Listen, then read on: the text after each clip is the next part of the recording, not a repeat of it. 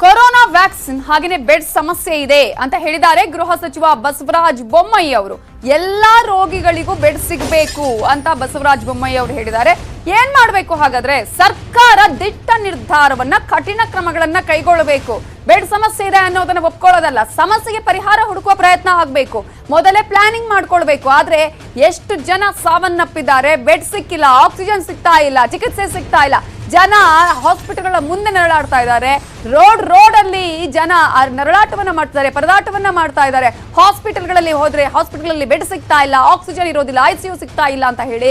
So ಇದನ್ನು ಒಪ್ಪಿಕೊಳ್ಳೋದು ಮಾತ್ರ ಅಲ್ಲ, ಈಗಾಗಲೇ ಒಪ್ಪಿಕೊಂಡಿದ್ದಾರೆ ಸರ್ಕಾರದ ವೈಫಲ್ಯಗಳು ಏನೇನು ಅಂತ ಹೇಳಿ. ಅಟ್ಲೀಸ್ಟ್ ಪ್ರಯತ್ನಗಳನ್ನಾದ್ರೂ ಮಾಡ್ಬೇಕಲ್ವಾ?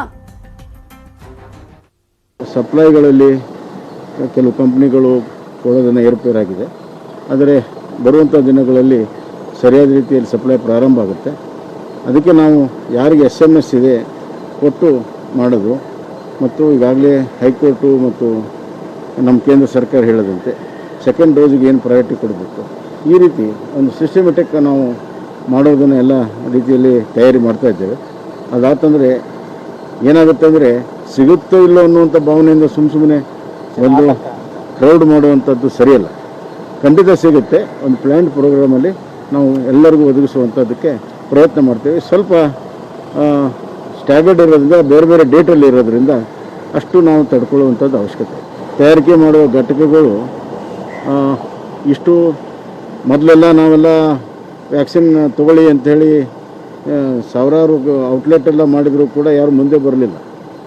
ಈಗ ಎಲ್ಲ ಒಂದೇ ಸತಿಗೆ ಬೇಡಿಕೆ ಬಂದಿದೆ. ಹೀಗಾಗಿ ಪ್ರೊಡಕ್ಷನ್ ಕೂಡ ಅದೇ ಲೆವೆಲಲ್ಲಿ ಇನ್ಕ್ರೀಸ್ ಆಗಬೇಕು.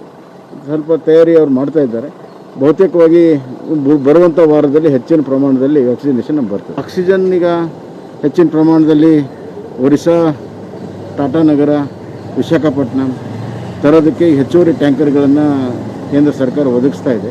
ಅದು ಬಂತಂದರೆ ಒಂದು ಸತಿ ಸೈಕಲ್ ಸ್ಟಾರ್ಟ್ ಆದರೆ ಅದು ನಮ್ಮ ಕೋಟಾ ಏನಿದೆ ಪೂರ್ಣ ಪ್ರಮಾಣದಲ್ಲಿ ನಾವು ತೆಗೆದುಕೊಳ್ಳೋಕ್ಕೆ ಸಾಧ್ಯತೆ ಇದೆ. ಇದರ ಜೊತೆಗೆ ನಮ್ಮ ಕೋಟಾವನ್ನು ಹೆಚ್ಚಿಗೆ ಮಾಡೋದಕ್ಕೂ ಕೂಡ ಕೇಂದ್ರ ಸರ್ಕಾರದಲ್ಲಿ ನಾವು ಪ್ರಯತ್ನಗಳನ್ನು ಮಾಡ್ತೀವಿ.